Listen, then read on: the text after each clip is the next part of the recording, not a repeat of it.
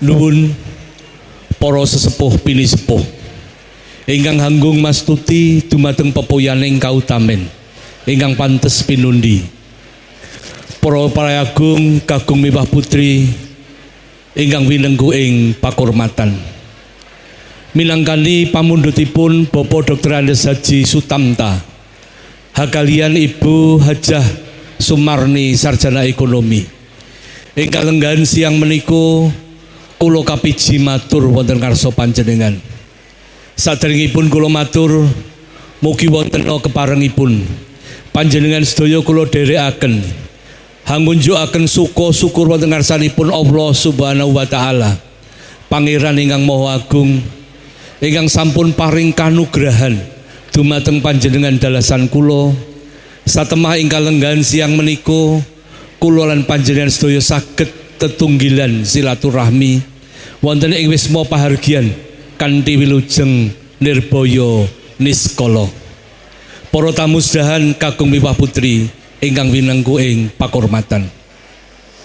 Menggah jangkeping atur ingkang sepisan panjenenganipun Bapak Dr. Andes Haji Sutamta sekalian ngambali ngaturaken pambagya wilujeng menggah rawuh panjenengan sinartan atur panuwun ingkang tanpa pepindhan bilih saestu-estu rawuh panjenengan ing siang menika handadosaken bombong birawaning manah panjenenganipun Bapak Dr. Andes Haji Sutamta sekalian.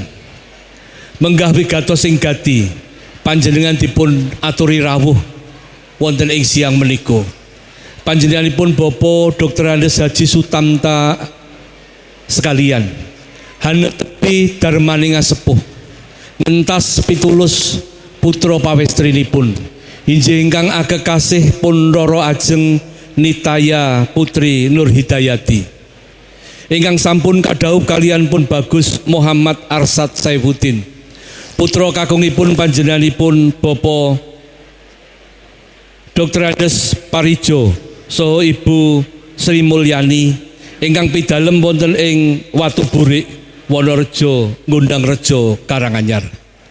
Kekalihipun sampun hanampi wedaring palakrami rikala dinten Setu Pahing Surya kaping 28 Desember tahun 2019 wanci tabuh pitu enjang wonten ing Masjid Baitus Syukur Karangasem Surakarta kanthi wilujeng kebak ing Suka Basuki. Ingkang menika mugi wonten keparengipun panjenengan para tamu sedaya paring donga pangestu